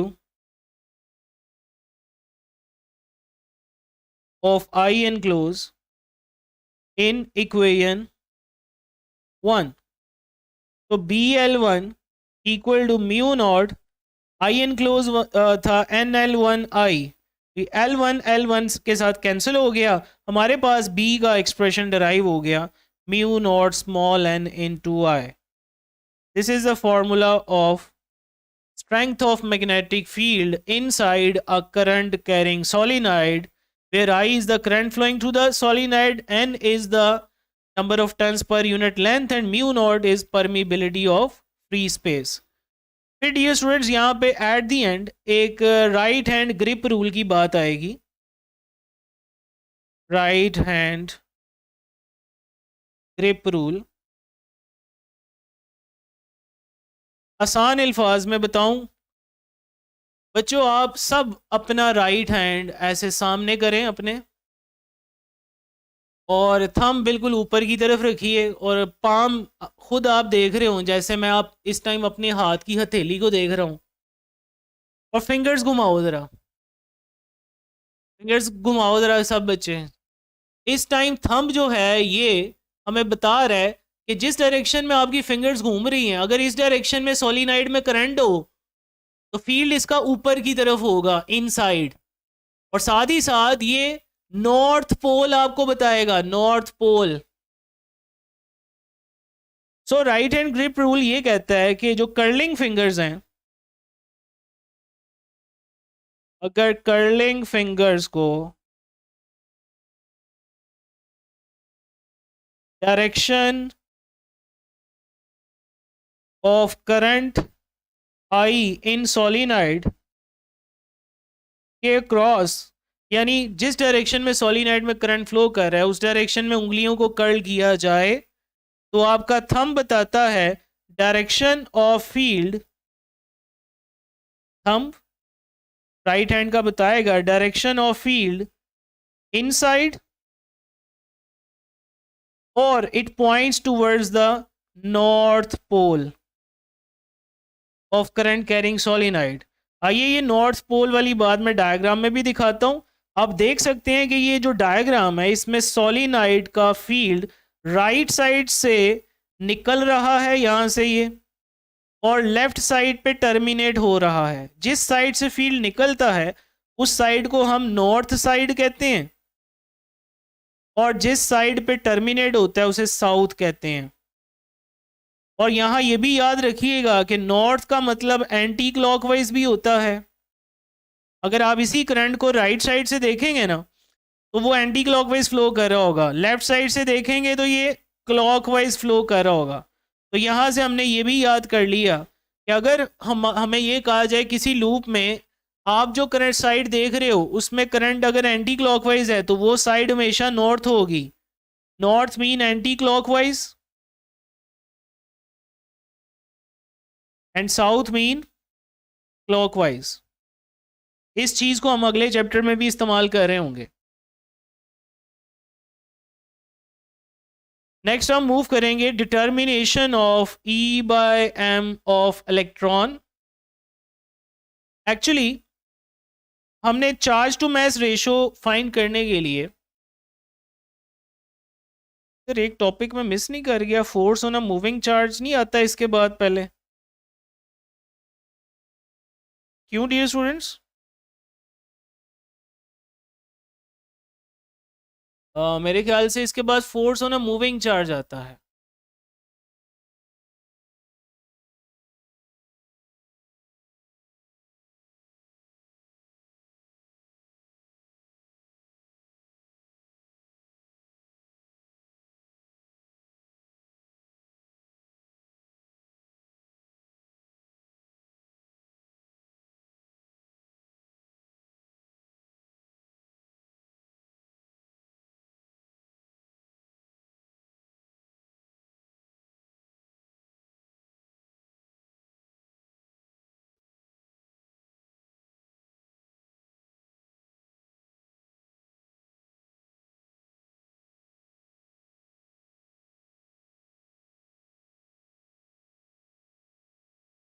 सारे बच्चों ने आज क्लास ज्वाइन नहीं की।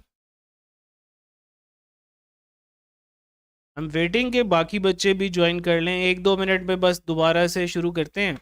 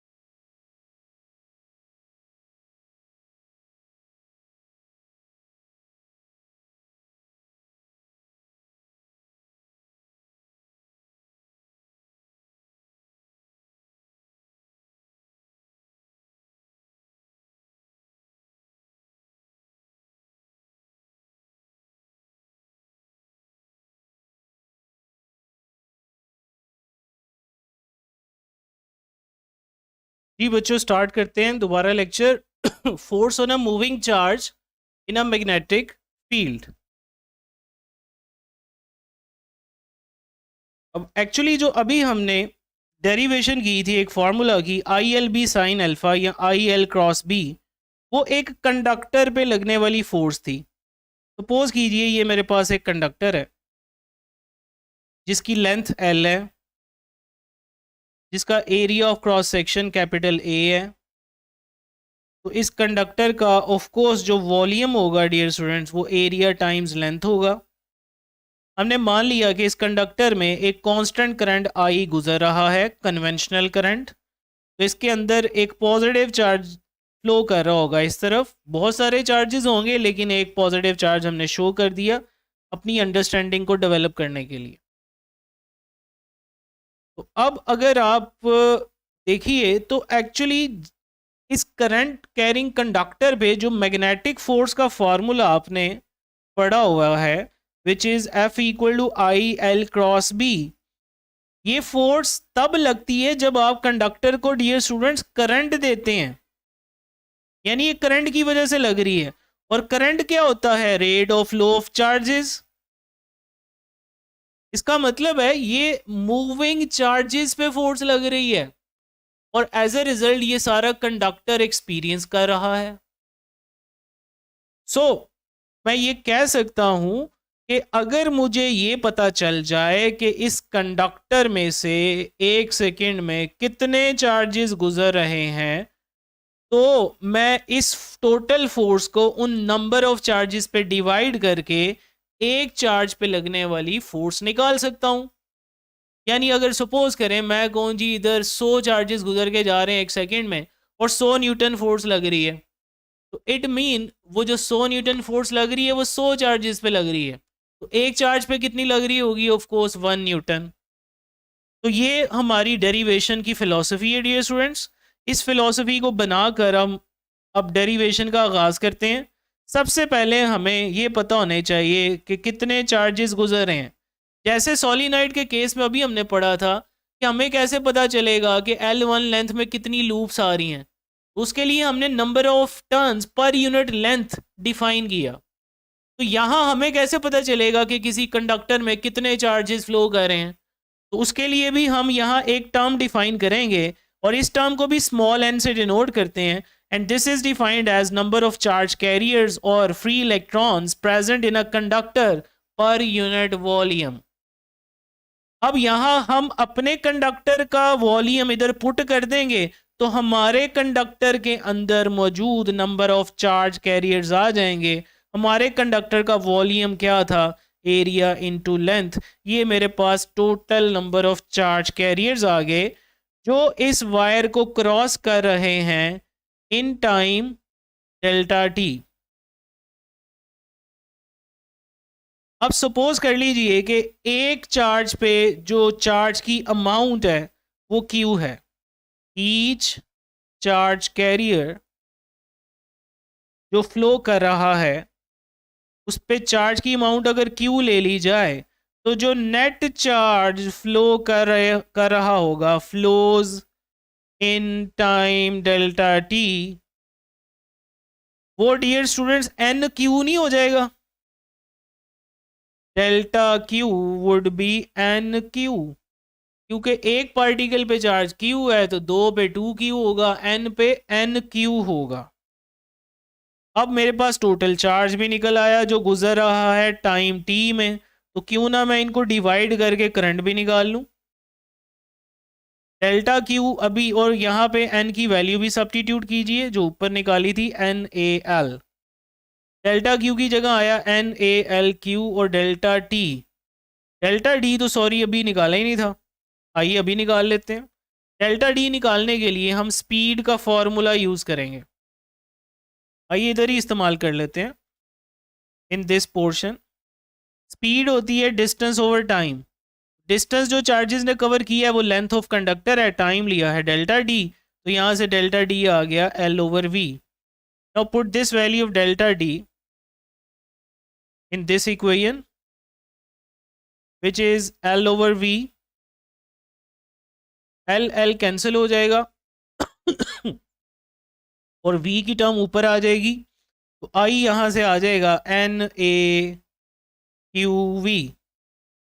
अब जो टोटल फोर्स हमने ऊपर लिखी थी डियर स्टूडेंट्स, ये वाली टोटल फोर्स, इसमें हम करंट की जगह पे ये पुट करेंगे और इसको सिंप्लीफाई करेंगे।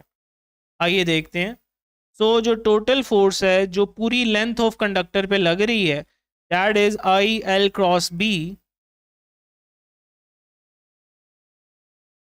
अब इस पर आप I की वैल्यू सब्स्टिट्यूट कर दीजिए जो NaQV आई थी L cross B। L cross B। अब डियर स्टूडेंट्स जो L वेक्टर है इसको मैंने किसी तरह मैग्नीट्यूड बनाना है और V को वेक्टर बनाना है। उसके लिए मैं L वेक्टर को लिख लिया L into L unit vector. किसी भी वेक्टर को मैग्नीट्यूड इंटू यूनिट वेक्टर लिख सकते हैं ना। अब ये भी मैग्नीट्यूड है और ये भी मैग्नीट्यूड है, इनकी जगह अदल बदल की जा सकती है। तो ये बन गया NaQ L unit vector cross B।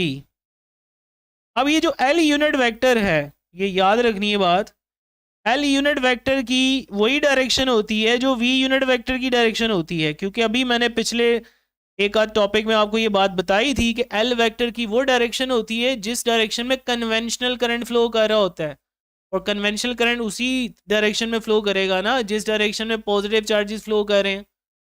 तो जो पॉजिटिव चार्जेस के फ्लो करने की वेलोसिटी की डायरेक्शन होगी वही L वेक्टर की डायरेक्शन होगी। तो यहां मैं अब L यूनिट वेक्टर की जगह पे V यूनिट वेक्टर सब्स्टिट्यूट कर दूंगा। FL आ जाएगा NaQL V into V unit vector cross B।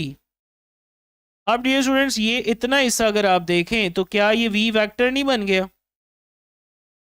तो मेरे पास जनाब टोटल फोर्स आ गई FL is equal to NaQL V cross B। अब आखिरी स्टेप रह गया डियर स्टूडेंट्स, एक चार्ज पे फोर्स निकालने के लिए जो ये टोटल फोर्स आई है इसको टोटल नंबर ऑफ चार्जेस पे डिवाइड करना है। और टोटल नंबर ऑफ चार्जेस ये थे डियर स्टूडेंट्स आपके सामने स्क्रीन पे, NaL, FL की वैल्यू पुट कीजिए NaQL V क्रॉस B, और टोटल नंबर ऑफ चार्जेस की वैल्यू है NaL। ये N से कट गया, A से कट गया, L से कट गया। So force on a single charge particle आ गई मेरे पास। ये वेक्टर साइन भी इधर डाल दें क्योंकि वेक्टर फॉर्म में हम लिख रहे हैं, QV क्रॉस B। अब इस फॉर्मूला में अगर चार्ज पॉजिटिव होगा डियर स्टूडेंट्स, मतलब ये फॉर्मूला हमने डिराइव की है QV क्रॉस B, अगर चार्ज पॉजिटिव होगा यानी जस्ट लाइक अ प्रोटॉन जिसका चार्ज आपको पता है प्लस E होता है, तो अब फोर्स को इस तरह लिखा जाएगा प्लस Q या plus E V cross B। अब इस फोर्स की जो डायरेक्शन होगी वो अलोंग V क्रॉस B होगी। लेकिन डियर स्टूडेंट्स अगर चार्ज नेगेटिव हो गया, if charge is negative like electron, electron का चार्ज माइनस E होता है, तो अब फोर्स होगी माइनस EV क्रॉस B। इसका मतलब इस फोर्स की जो डायरेक्शन होगी वो अलोंग V क्रॉस B नहीं होगी बल्कि along minus V cross B होगी। तो यहां से साबित हुआ कि मैग्नेटिक फील्ड में जो ऑपोजिट चार्जेस होते हैं ये ऑपोजिट डायरेक्शन में डिफ्लेक्ट होते हैं। Positive charge along the direction of V cross B and negative charge along the direction of minus V cross B।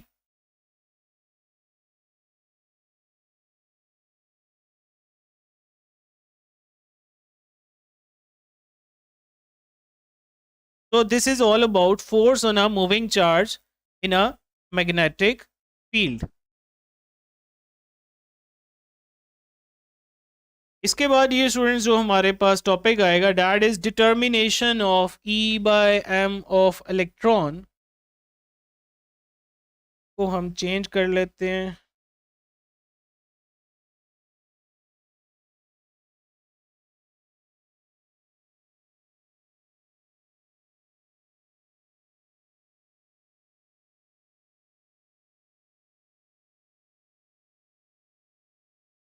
determination of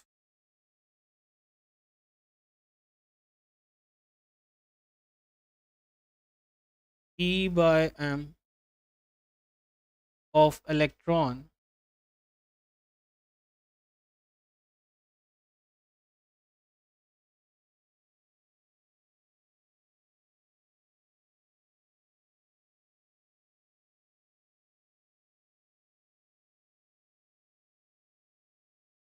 clump.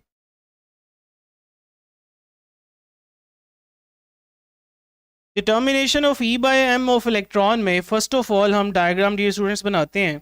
हम यहाँ पे ये येलो कलर के जो क्रॉस आपको दिखा रहे हैं ये एक्चुअली एक मैग्नेटिक फील्ड है जिसकी डायरेक्शन इनटू द पेज है।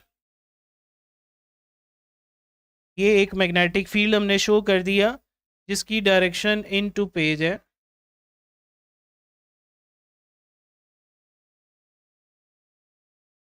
अब यहाँ अब एक नेगेटिव चार्ज हम एंटर करवा रहे हैं, यानी इलेक्ट्रॉन एक नेगेटिव चार्ज होता है, आपको पता है, इस डायरेक्शन में ये वेलोसिटी है इसकी। तो अगर आप वेलोसिटी इस तरफ रखें और मैग्नेटिक फील्ड को इनटू द पेज जरा 3D में इस तरह कंसिडर करें, ये अंदर की तरफ है, तो V क्रॉस B करेंगे तो पॉजिटिव चार्ज के लिए जो डायरेक्शन आएगी वो ऊपर आएगी इस तरफ, लेकिन ये होगी for positive charge. Negative charge के लिए आपको रूल के मुताबिक जो डायरेक्शन आती है उसके ऑपोजिट लेनी होती है। इसका मतलब इसके ऑपोजिट डायरेक्शन में यहाँ फोर्स लगेगी। तो इस वाले हिस्से को हम मिटा देते हैं। अब इस फोर्स की वजह से ये जो इलेक्ट्रॉन है, चूंकि ये नॉर्मल फोर्स लग रही है, आप जानते हैं नॉर्मल फोर्स सेंटीपिटल फोर्स का काम करती है, ये इस इलेक्ट्रॉन को ऐसे एक सर्कुलर पाथ में घुमा देगी। अब डेरिवेशन स्टार्ट होती है। डेरिवेशन का पहला स्टेप है कि आपने कहना है जो इलेक्ट्रॉन को सेंटीपिटल फोर्स मिल रही है वो एक्चुअली कौन दे रहा है, magnetic force. Centripetal force is given by mv² over r and magnetic force is given by qvb sine theta. Theta हमने यहाँ 90 रखा हुआ है तो वो लिखने की ज़रूरत नहीं है, साइन 91 होता है। और q की जगह पे इलेक्ट्रॉन का चार्ज यहाँ पे आएगा, सो E लिख दिया। ये एक v की टर्म इस v टर्म से कैंसिल हो गई, तो यहाँ से अब आप E बाय m का फार्मूला रीअरेंज कर लें, ये आ जाएगा v ओवर बी आर। अब इस फार्मूला को आप 1 कह दीजिए। इस इक्वेशन में डियर स्टूडेंट्स हमें देखते हैं कि कौन सी चीज़ पता है और कौन सी नहीं पता। एक्चुअली हमें E बाय m कैलकुलेट करना है, तो B तो हमें पता है, यस, क्योंकि B हमने खुद ही अप्लाई किया हुआ है, एक्सटर्नल मैग्नेटिक फील्ड। हमें V नहीं पता और R नहीं पता। सबसे पहले हम R की बात कर लेते हैं। R को हम कैसे फाइंड करते हैं? एक्चुअली ये सारा एक्सपेरिमेंट हम हाइड्रोजन ट्यूब के अंदर कर रहे होते हैं, हाइड्रोजन डिस्चार्ज ट्यूब में, हाइड्रोजन डिस्चार्ज ट्यूब में। और इस ट्यूब में हमने एक इलेक्ट्रॉन गन भी लगाई होती है जो V वोल्टेज पे इलेक्ट्रॉन को एक्सेलरेट करके स्मॉल v स्पीड से भेज रही होती है। ओके, अब जैसे ये ट्यूब में राइट एंगल पे एंटर होते हैं तो ये सर्कल में घूमना शुरू कर देते हैं, लेकिन हमने साथ ही हाइड्रोजन गैस भी फिल की हुई है। तो हाइड्रोजन गैस के साथ जैसे ही ये इलेक्ट्रॉन्स टकराते हैं तो इसको एक्साइट करते हैं। जब हाइड्रोजन डी एक्साइट होती है तो वो एक विजिबल ग्रीन कलर की लाइट एमिट करती है, जिससे हमारा जो सारा इलेक्ट्रॉन का पाथ होता है वो डियर स्टूडेंट्स हमें विजिबल हो जाता है, लाइक दिस। ये इलेक्ट्रॉन का ऐसा ग्रीन कलर का ग्लोइंग हमें एक सर्कल उस डिस्चार्ज ट्यूब के अंदर नजर आना शुरू हो जाता है।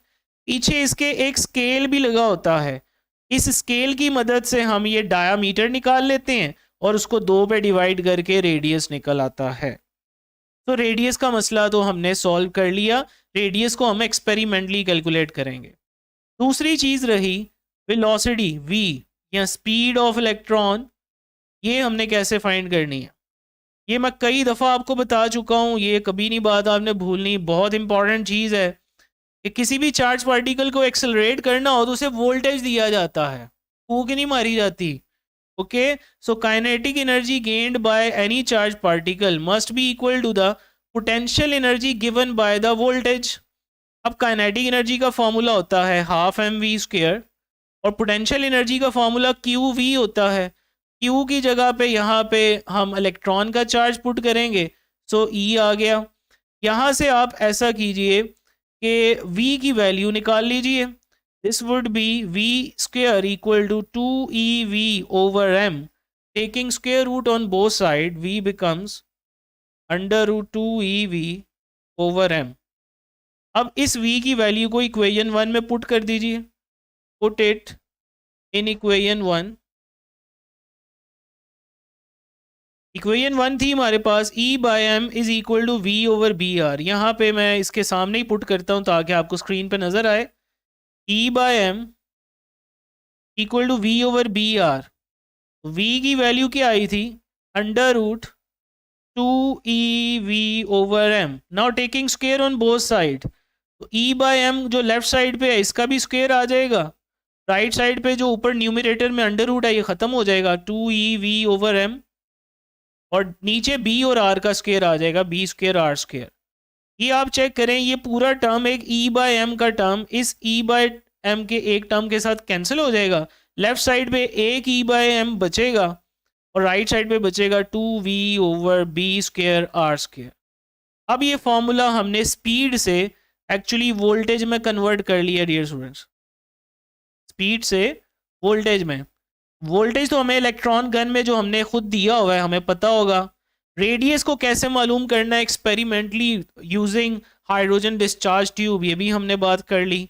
सो this is all about determination of E by M of electron. इसके दो फार्मूलाज आपको याद होने चाहिए। पहला फार्मूला इक्वेशन 1 है और ये दूसरा फार्मूला इक्वेशन 3। ये दोनों फार्मूलाज की बेस पर कई तरह के एमसीक्यू क्वेश्चंस बन सकते हैं। ले जी बच्चों, 5 बज गए, क्लास अब ओवर करते हैं, आज यहाँ तक ही रखते हैं।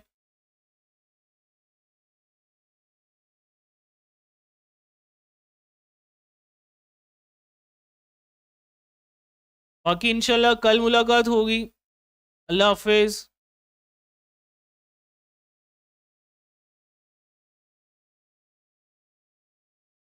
अरूज आलम आबिदे क्वेश्चन पूछा है, yes sir, force on moving charge आता है। अच्छा, आपने वो आंसर किया।